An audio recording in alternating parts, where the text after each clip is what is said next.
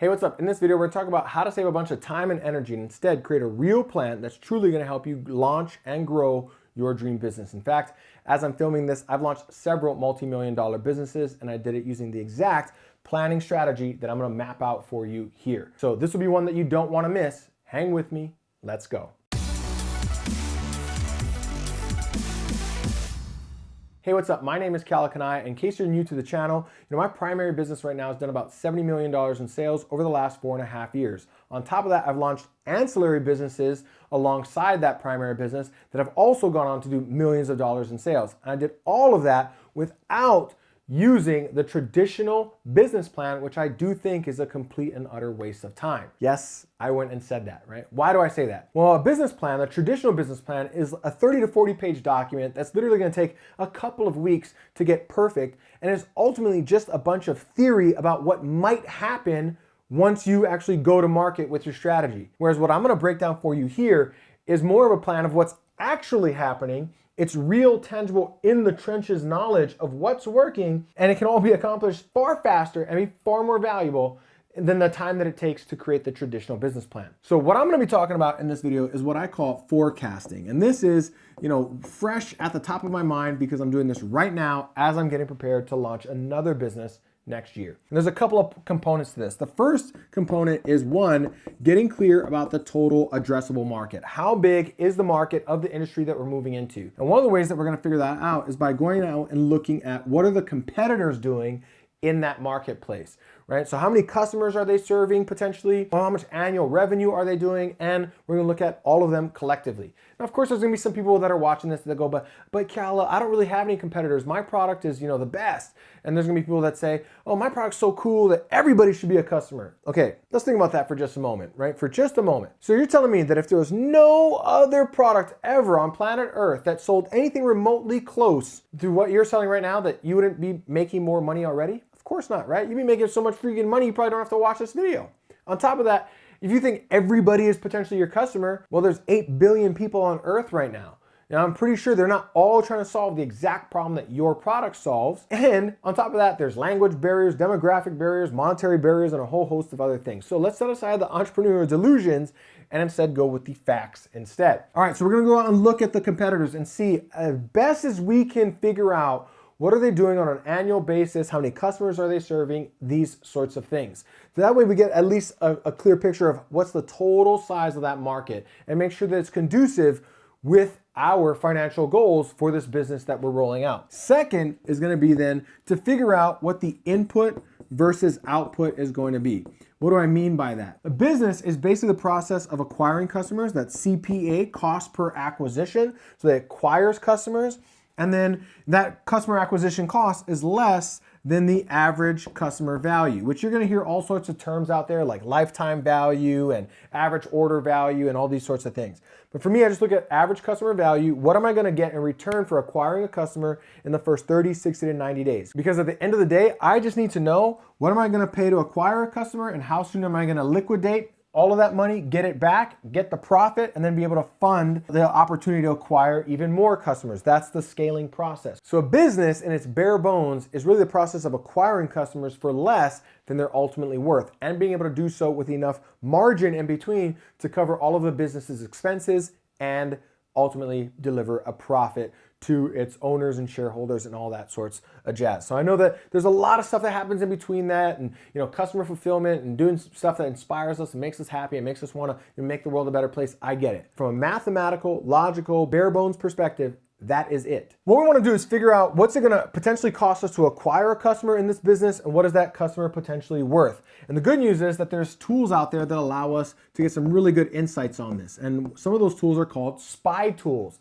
This is what we use in the world of digital marketing. These spy tools will allow us to go out and look at what our competitors are doing, what ads are they running, where are they running those ads, and what pages are they driving their traffic to in order to acquire customers right now. And hint, the longer that they've been running those ads and the longer that those pages have existed, well, the more likely that those ad campaigns are profitable, meaning they're making money on those campaigns. So these spy tools will allow us to kind of stand on the shoulders of the giants that already exist in our industry. We don't have to iterate. We don't have to start from scratch. We don't have to start with theory. we can go look at what's currently working and then evolve and make some changes and tweak off of that to become a bit more competitive in the market that we're moving into. So in fact, as I'm filming this, Facebook will even let you see this without any spy tools. You can go literally to your competitor's Facebook page, you can click on library, you can see all the ads they're running and how long that they've been running them. So the good news is that a lot of this information is readily available to us. Now I'm gonna shrink this over for a little bit and talk about really quickly about a concept from a book called Lean Startup, where they talk about really the 3 things that a business should be doing instead of building, a traditional business plan. And that is to build, measure, right? And then learn. And then back through that process again. Build, measure, learn, build, measure, learn. So let's say that I go out and I find out, I can see all the ads that my potential competitor is running, and I can go out and I can go and build a similar ad campaign. I can drive those ads to a similar page, right? A similar website. Maybe on that page, as an example, I get an application. I take people to application. And then from that application, maybe I drive them to a phone call and I try to sell them my product or my service. Well, I can do all of that in literally a day, maybe 2, and I can get real knowledge of what's actually happening on these platforms. I can figure out what are roughly the ads going to start to cost me, in terms of, the average click cost or average cost per 1,000 impressions, these things. How much is a lead going to cost me, or an application in this example? How many people am I going to be able to convert over the phone? And once I have a little bit of data, I can begin forecasting the potential input versus output of this business. So let's shrink this up even a bit more, and we'll talk about that here. So as an example, right now in my business, in my primary business, I know that on Facebook we're paying about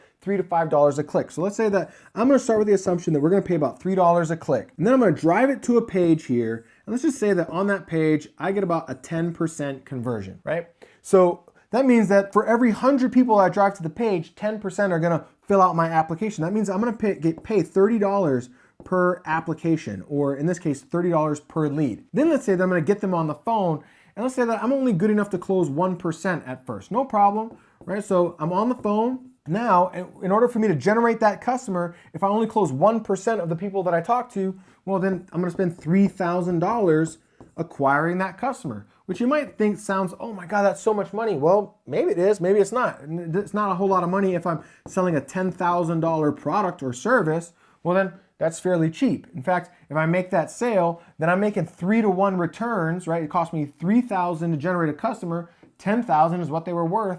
I'm making a 3-to-1 return on that customer. So I'm making 3-to-1 return on the advertising here. And now I have a predictable model. Now I know that if I want to get to $100,000 a month in revenue, and these were the numbers, well then I'm going to have to spend basically $30,000 a month on advertising to acquire the customers that are going to help me get to my $100,000 a month. And the good news is that once we have this information, now, right, we built, we measured, and now we can learn and we can build again. We can go back and we can optimize again. So now we can go through this, we can look at some other pages that are working out there, we can make a few adjustments, we can make a few tweaks, and maybe we get this page to convert at 20%, which would bring our application cost down to now $15 per lead. Right? Or maybe we run some better ads and we double the click-through rate. The click-through rate goes up. That would mean that our click cost would go down to $1.50. Theoretically. Maybe we get better on the phones, or we start hiring some salespeople that are better than us and they're closing 3% of people. Well, now, even if I didn't do these other things, now I'm closing 3 times as many people, so acquiring a customer is only $1,000, not $3,000. Now I'm selling them a $10,000 product or a service, and now I'm making 10-to-1 on my money. As we go out and build, measure, and learn, then we can test all of these individual components. We can tweak a few things. We can get better and better. And in the 2 weeks time that it would have taken us to go out and build a business plan, we can have in the trenches knowledge. Now, if you want to go look for funding from some third-party company, you can go to them with, hey, this is what we tested. We went and tested. We're paying right now about $30 an application. We're paying $3,000 a customer. We're making back $10,000 a customer. Our goal is inside of the next 6 months to get over $100,000 a month. In order to do that, we need $30,000 a month of spend plus X amount of dollars for hiring and some infrastructure and some overhead and these things. But now you can show those potential investors or potential venture capitalists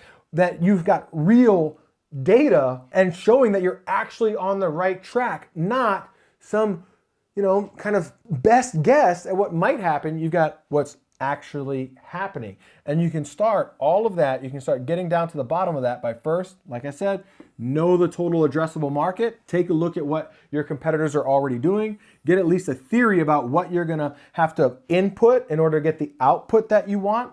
Then go test, then learn, then rebuild, test again, then measure, learn, test again, measure, learn. That whole process. So this is how I go and build all of the businesses that I've been building. No traditional business plans. Instead, figure out what the market's worth, figure out what I'm potentially gonna pay to acquire a customer, what potentially is that customer worth, go out and test a few things, make sure that that's actually working, know that I have something that's gonna be profitable, and then begin iterating from there to make it even more and more profitable, hit the income goals that we desire. So hopefully you got value out of this. Of course, there's gonna be some links to other videos around here that you can go check out. So if you like this sort of content, go ahead, drop a comment down below. Let me know, what did you like about it? What other questions do you have? Make sure that you click like.